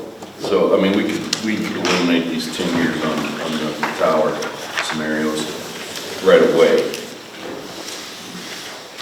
Going back to your debt service. Sure. Just a little history here. You bet. The only debt service we've ever had has been TIF. Yep. And that's paid back through TIF, so it hasn't gone on property taxes. Understood. When you say ever, I mean, yeah. in recent years or? Yeah, since I've been on the board, it's well good. Okay. Yep. I mean. The last time we had a bond issue was the annex building, that was back 20 years ago. That was the last one. And that was pretty. Everybody's done a good job, and you've heard me say this before, planning for debt service so we can kind of stay out, at least get half of it paid for. That's what this here kind of snuck up on us, and we haven't done a really good job of planning for this. But we do need the radios. So. Understood. Well, I appreciate the feedback on the debt structure, so that can start to kind of fine tune and narrow it a little bit. And if you don't have to decide today, but if there is still some consideration in terms of how much cash might be applied, and then really just defining what that cash contribution is toward the radio cost or the tower to do that, we can talk that through, or would appreciate feedback as you evaluate the situation today. So, what's in the folder too? I'll just mention this. In the folder that the supervisors have, there's another scenario, and I won't go through it. But what this scenario does, it shows a calculation, and there's supporting detail in the sources and uses that are paperclip to it. But it shows supporting detail if you assume an approach where you weight. This assumes you weight on everything. That might not be ultimately what happens. This assumes you weight on the radios and a tower. It assumes you only finance one tower, and the radio costs are provided as shown. And it assumes 5% inflation on all those costs, the tower and the radios. Assumes you wait 3 years. And so it assumes a financing that closes in early 2025. And I would appreciate feedback from the folks from Motorola. If you assume 5% inflation each year, so not compounded, but just in simple terms, 15% over 3 years, and if you assume interest rates that are 1.5% higher than they are today, that overall net debt service cost is roughly $1 million higher than scenario. This is comparable to scenario H. So it starts to put, in mathematical terms, what inflation does to project cost and in terms of interest rates. And I would say that's light. I mean, we just had 10%, radio and infrastructure across the board. 8%, I think, in July. There's 10% coming in the next 2 or 3 weeks. And that's not even looking at first or second quarter of next year. So again, that's, the 5% a year for the 3 years of 15. We're there But our 6 months president's from telling now. us these inflation numbers are just temporary. You go with that. That's what you want to assume. So just laying it out there if it were to happen. And So $1 million, would you say $1 million? yeah, and and the item that's in the folder, it's discussed or highlighted in that kind of that blue outline box. Okay, yep, got it. So that $1,090,000. Okay. right. And then with that, of course, the levy is expected to be 83 cents. The debt's all shifted 3 years later, so we do have the benefit of an additional assumed valuation growth, so a bigger tax base. And the levy's about 83 cents or so at the peak point versus the earlier scenario that had a scenario H that has a levy at 70 cents. So very much depends what you want to assume, but it's the analysis is getting put together, so just wanted to get that in front of you to kind of think And like other counties, Chip, correct me if I'm wrong, that at a high level, it's basically showing and implying that something should be done now and probably at a greater scale, even if it's uncomfortable, because of what it will or would cost later. That's right. At a high level. that's... I think that's right. So I think for your guys, the main decision point perhaps is maybe on the tower. Exactly. So. And do we have any further information on that, Neil? Still waiting on. Well, Okay, we won't have it. and I've talked to the Mayor Shelby, because I know when we had last spoke, Mayor Shelby, I know when we last spoke, we were kind of looking at the Shelby area for another tower, just given their growth and the number of calls that we have there, and a potential site for in that area. Shelby does have some farm ground that they own, that the city owns, that they said that they could potentially. Were we looking at Shelby or Shelby. Tenant? Well, with the proposal for the 3 towers, Tenant was there, but then at the Right. last meeting, we talked about if we wanted to build a tower, we were gonna build one in Shelby. Tenant was the retrofitting that water tower. Okay. But I mean, we could do one, I've looked at areas in tenant, and you'd have to buy a piece of land, basically. Okay. to- I was gonna say, I thought we were looking at buying something in Tenant, not Shelby, because Tenant would serve Shelby. if we It would, put there. yes. And it'd be a lot cheaper land, not being close to the interstate. Right. Right. So there's areas out there that you can buy land, or, you know, you can find a piece. Unfortunately, Shelby did have one in the tenant area that they just sold, I think it was, what, a month ago or so? Yeah. What do you need for a chunk of land? I mean, you can't put it like right on the edge of Tenant? I think what On you one of their city need, lots? correct me if I'm wrong, is it about 5 acres, roughly? Yeah, I mean, for a self-supported tower. This is a freestanding tower, right? Correct. Not a guide tower where it goes out. You need far. 5 acres, you said? So, I don't know I'm not that for sure. sure. I mean, I know the compound itself isn't more than, like 100 by 100. By the time you figure in an If acre? that. If it's self-supporting, it's not gonna need more than a couple acres. They would let us put it on their property. Shelby says that they would be willing to do that, yes. We'd have to figure out how we could do that, whether it's a 99-year lease for X amount of dollars, or if we bought it outright or whatever. But if we put it in Shelby, it doesn't help us the way we intended for it, just to help us in Harlan, right? No, Because it's not It gonna wouldn't as overlap well, with our no. other tower. it wouldn't as well, no. On the flip side of that, if you look at the potential for another company wanting to lease space on the tower, you'd have more of a stance doing that in Shelby or on the interstate than in Tenant. So, I mean, there's a drawback here, and, you know, it kind of, it's how you want to do it. I don't know what kind of revenue you get from leasing space on towers. $1,500 to $5,000 a month. That's For one entity. Yes. That's Say what. that again? $1,500 to $5,000 a month. That's what Harrison was going to be charged on 2 separate privately held towers, and why they chose not to put equipment on and pay those long-term and move to, I mean, building in their own towers, not only to save that in the long term, but to also to have the option of then having that space to rent out if possible down the road, so.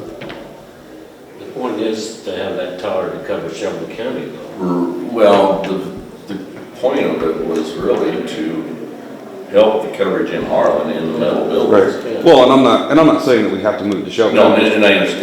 Yeah. Because I think if we were to do this, again, this is all hypothetical. If we did it in Tenant, wouldn't it, we're talking a 300-foot tower, which would also help in Shelby. Correct. Get into the, versus the water tower. Correct. And I don't think you want to play the hypotheticals of if somebody rents it when the sole purpose Yeah. is for this to help us. Yeah, I mean, when you're talking that kind of money, you're gonna scare people off, just like they were scared off. Right.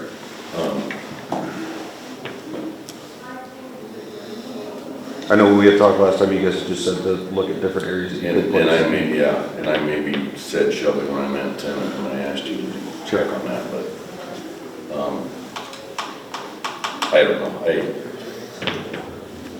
it's obvious we need the radios and the consoles. The discussion is, do we want to?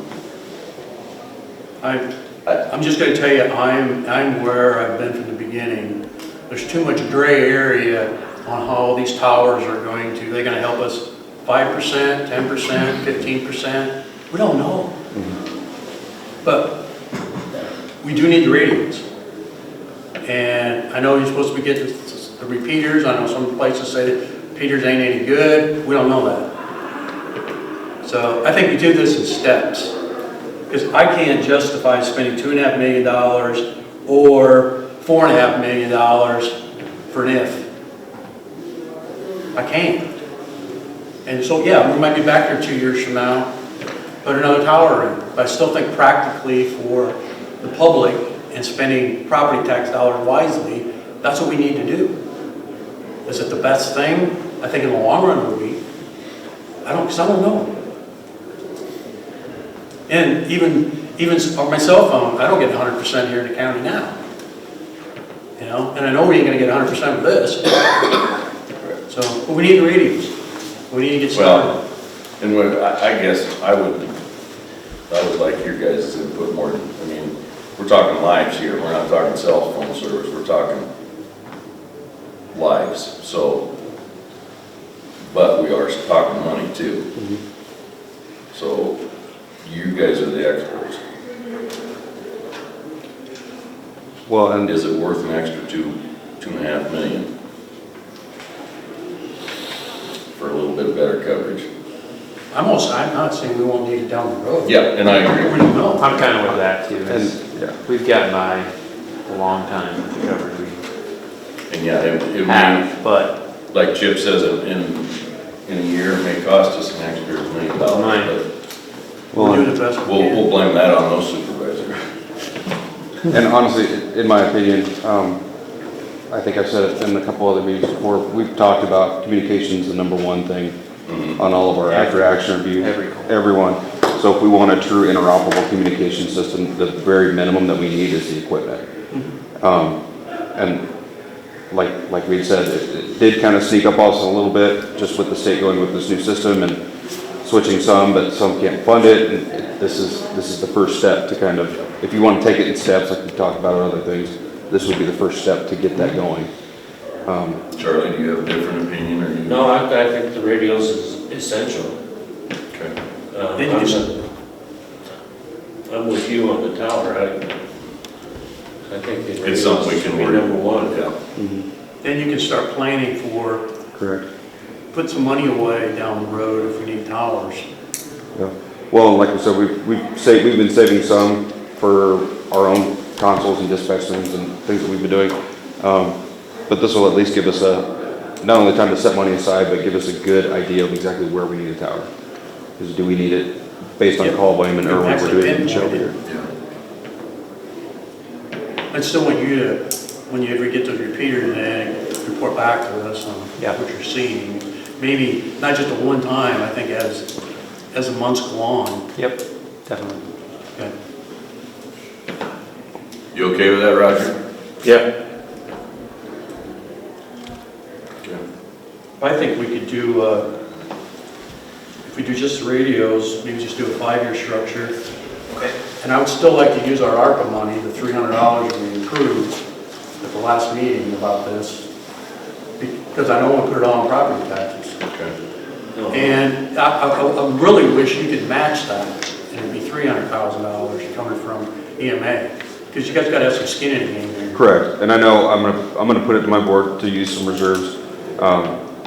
EMA reserves, I know I can comfortably allocate 100,000. And again, this is pending approval from my commission. And then 911, that reserve fund is kind of fluid with our new software on where we're standing, where we're saving. So there's potential that it could bump up to 200,000 from 911, but I have to wait and do budgets and see exactly where we stand. Would it, We need to know that, though, Right. And I'm waiting to get, because I'd like to see it at 300. okay. And I'm not opposed to allocating that, I'm not saying that. I have to answer to my commissions and get them to, I don't think they'll have a problem with it either. But, so you're talking under the pretense that, yes, this ARPA money can be used for that, which I keep getting different stories. If it ain't, then they're gonna be on the hook for it. For 600,000 or for? No, for the $300. Okay, well, so that's what I'm saying, should we set it up under, with just the 300,000 being contributed, and if, Again, I think there needs to be some skin in the game and not all on property taxes. okay, so you're talking about this scenario dropping, not being 300,000, but 600,000. 600,000. Because he's got the minimum in there on the ARPA, he doesn't have their contribution figured in there. Correct. Or vice versa. That's just me, that's where I'm at. I mean, I could call a special 911 and EMA meeting and get that done. I think my bylaws say within 10 days, so if I call a special meeting today, or schedule it today for 10 days out, I can have that by beginning of December, whatever the firm amount is that we I mean, can. if the sooner you can get it, we can have a special meeting if we have to,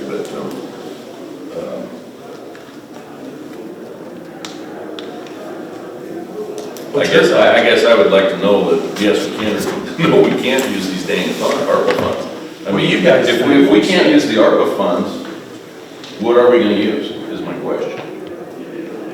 I mean, if we only bond for, or do we have enough in other capital? We've gotta pay for it. Yep, we'd have to look. Give me, Well, obviously, I don't have reserves that can cover $600,000. I mean, I just don't. But we ain't giving My- 600 from ARPA, we're giving 300. Well, no, but you're saying you want me to give, you're saying you asked for me to, But if we only bond for minus the 600,000, we're gonna be short, is what I'm saying. Not up front, they won't come back with that till after 26. And I'm hearing rumors that they're looking at opening that up considerably more. Yeah, I just. And you guys got some counties that have done it already, correct?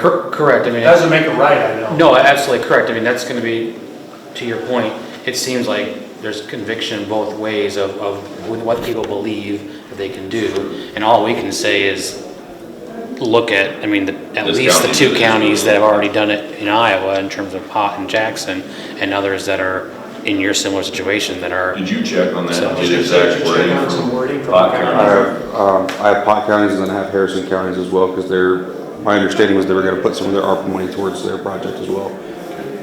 And How'd they tie COVID in? Because Well, COVID needs to be tied in. they, like Harrison County, for example, they said they were gonna use it as the potential to increase broadband internet because Because they're putting up towers. they're putting up towers. The radios, they justified it by saying with the increased number of calls, it's shown them that they need better radio communications with COVID. Because obviously, like, our call counts have gone up with EMS calls due to COVID, and it's caused us to see that we need better communications. Is there any other incentives if a guy put up a tower to expand the broadband? Are we reimbursed by any way from the state for that? No, I think I don't believe so. I think Because that's just one of their other- big deals, is Yeah. to expand the broadband. Right, well, especially with this new infrastructure plan that came out. I haven't seen any information on that as far as the federal infrastructure bill that just got passed however long ago. But from what I understand, it's just, they're using that as the justification to use the ARPA funds. They're not anticipating getting any money back. It is more than just two counties in Iowa. I mean, you're looking at counties, I mean, that I know of in Nebraska, and even, I mean, some direction from the state of Missouri to their entities within Missouri. I mean, so it's not like there's two counties in the country that are using this, so.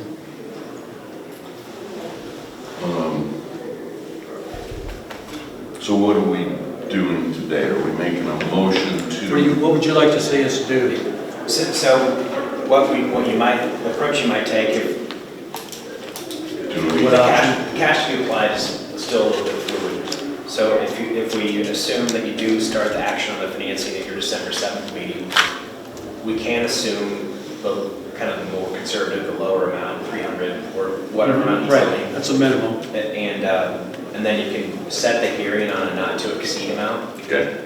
Knowing that throughout the time period of early and mid-December, we'll just want to nail down, ideally at the December 7th meeting, nail down how much cash will be applied and the various sources. And then you'll have to set the hearing on a not to exceed amount, and then we'll finalize that amount based on the feedback on December 7th. Good. Makes sense to you? Yep. So what we'd be looking at is line 0. Oh. Yeah. Which would be a 0.378 annual debt service levy. That's what we'd be basically. That would be the max. That'd be the max. If we get the 600,000, it wouldn't be half that, then it would be probably about 30 cents or 28 cents or something. Sure. Yeah. So, do we want to make a motion on that? I'll make that motion. Second. Motion by Steve, second by Charlie. the motion exactly is, To proceed with option O on this preliminary draft proposal, to pursue just the tower, or the radios and the consoles on a 5-year structure with a minimum of $300,000 down. Which would be ARPA money and waiting to hear if EMA can match that. And we approved at our last meeting using ARPA money of 300,000. If we didn't do it towers, 500,000. If we do have that money, ARPA, that's part of our money that we had set aside for income recovery, but we don't qualify for it, so we would have. So we would have it if we need it, but yeah, a minimum of 300 apply to potentially 600. And try to follow that schedule, that tentative schedule you set up. Correct. Do we want to have it, I mean, does that extra week help you guys at all if we have a special meeting?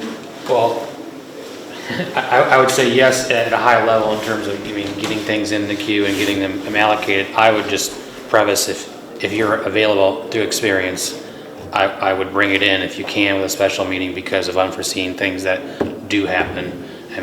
In general, whether it's being able to meet in person, not in person, or taking longer to get information pulled together. Chip, you correct me if I'm wrong with anything.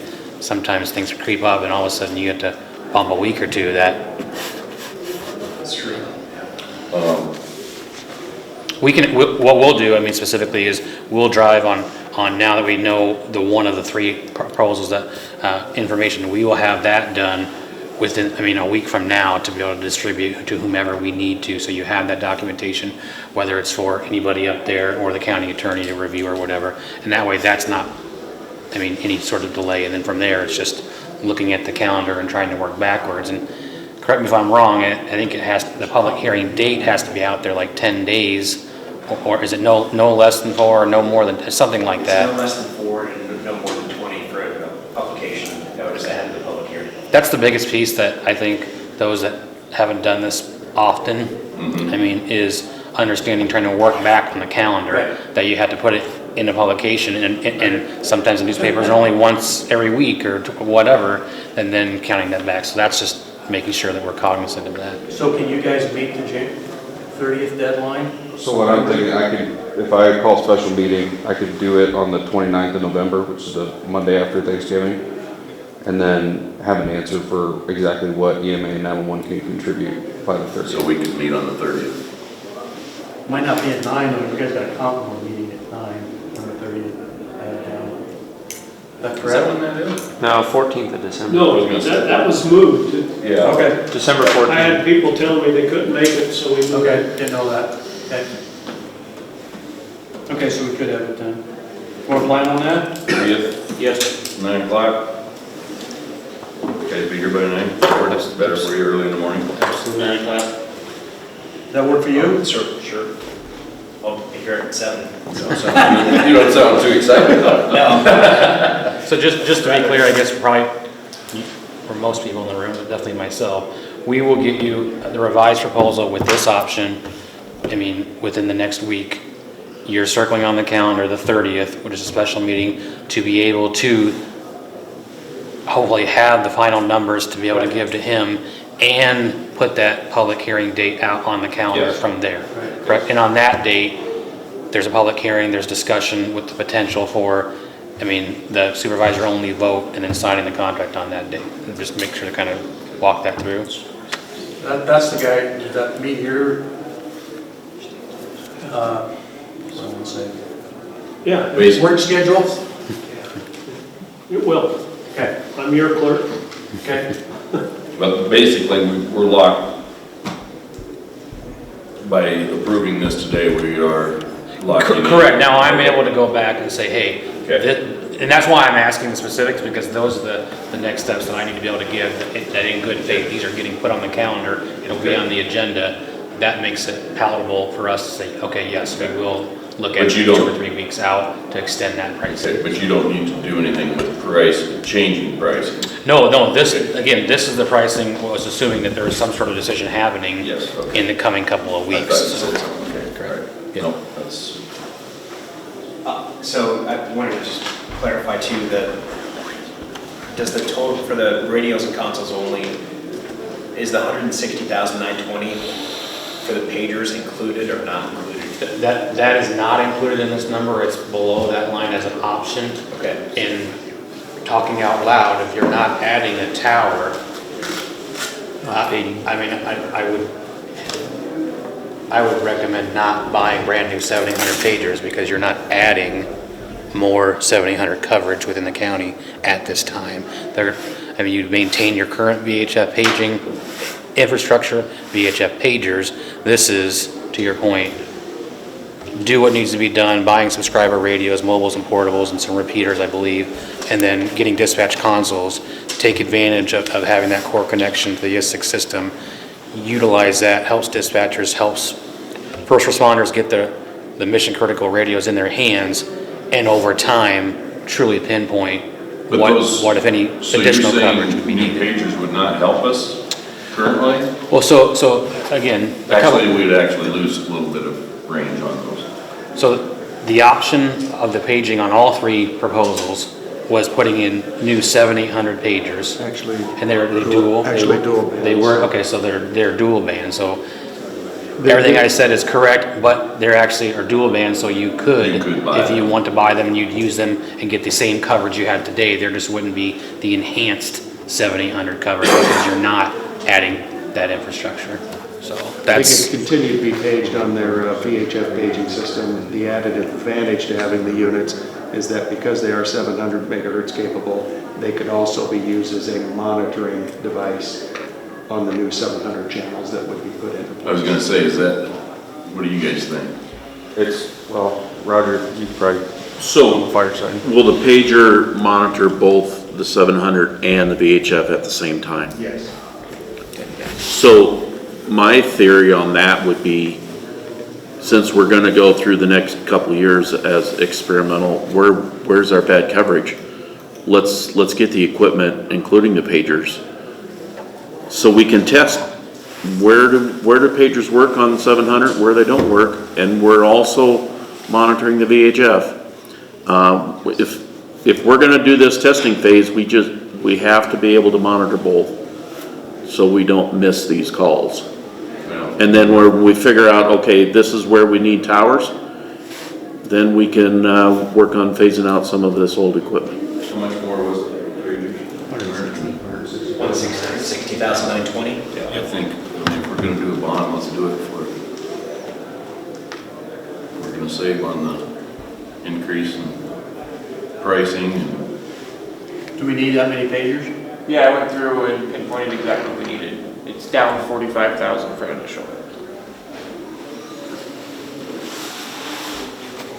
Then also, make sure when you talk to your board, you communicate how you're gonna handle the annual fee. Is that gonna be looked up by your board, or are we gonna assess The annual fee as far as, maintenance? Service. oh yeah, maintenance fee, we already pay a maintenance fee for our radio, so. I know, but this is substantially more. Well, I don't think the rate, just the console. Console would be the Yeah. piece But that's you going need to be to additional. communicate that, whether it's gonna, you guys have the money to cover that, or it needs to come from the departments and cities. Didn't we talk about the cities? The cities will be videos on responsible for their own maintenance. Yeah, Yes. cities will be responsible for their own radios and reprogramming. Okay. We'll be responsible for the Counties. consoles. yeah. Dispatch. Mhm. Okay. So do we need an amendment to that, or can we just, that included pagers? Yeah. So it's option 0 with the pagers included for next year. And you said that was what, 160,920.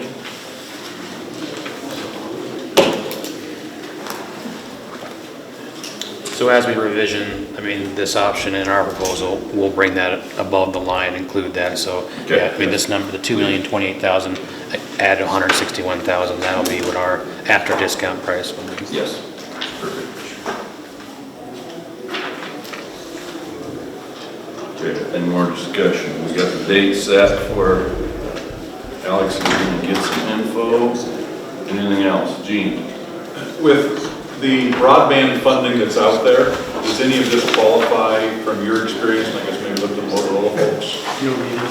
Not only radios, consoles, and towers, any of that potentially qualify for broadband funding? I don't Just a have, whole separate. What is the funding? What, is it state, federal? Both. At a high level, I don't have that answer. I mean, not that I know of, but remember, a lot of this is very new. I mean, that broadband piece of the infrastructure bill is a couple days old. I mean, and so. Is that the part you're talking about, Dean, or is there other Yes, stuff? Okay. yeah, there's, Should be looked into. similar to, again, with other funding streams, it seems like every. I know the ARPA money addressed broadband into Yes. rural communities, But but there continues to be, and just within the last 2 weeks with Governor Reynolds, additional announcement on broadband. I'm just not sure I'm not the technical one in the room, as to do these radios, consoles, and potentially towers, do they fit in the bucket of broadband? Because there is oodles of funding out there. Not to. I'm betting the radios and the pagers one, but. To date, it hasn't, but again, that's where I'm practicing what's happened over the last week or so. I don't know if that. If We haven't been told internally. And I also know that, I mean, you're looking at broadband as a whole is quote unquote a buzzword, and I think the initiative for a lot of that is trying to bring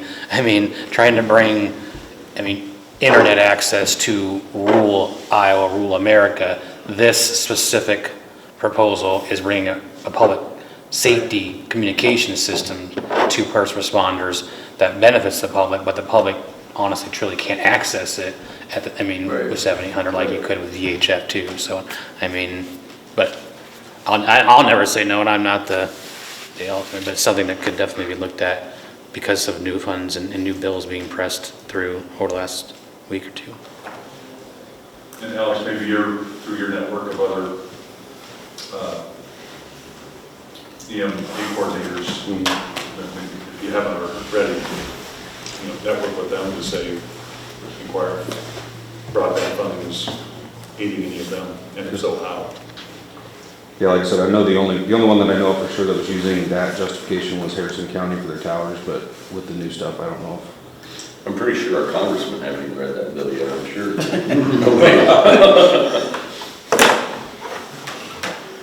Okay, anything else? Yeah, I have one Comments? last thing. I'm just gonna ask Mark, some of the emails we got last week with the state opioid settlement, have you registered our county for that?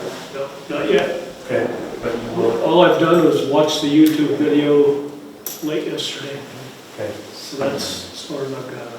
okay. If I might offer to, on the other item too, I think with this funding amount and the shorter payment structure, I listed out a rating conference call. I don't think the rating would be necessitated with a smaller financing amount. It wouldn't be as likely to pay for itself, so that can take out a step in the process, I think. Okay, So great. we can just do it as non-rated and proceed on that basis, if that works for you.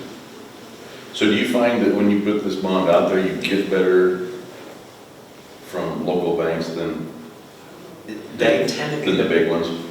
Yes, they tend to be the buyers because they know your community, they want to support the local community. The bond issue will be tax exempt to bank qualified, so they get certain tax benefits if they buy the bond issue.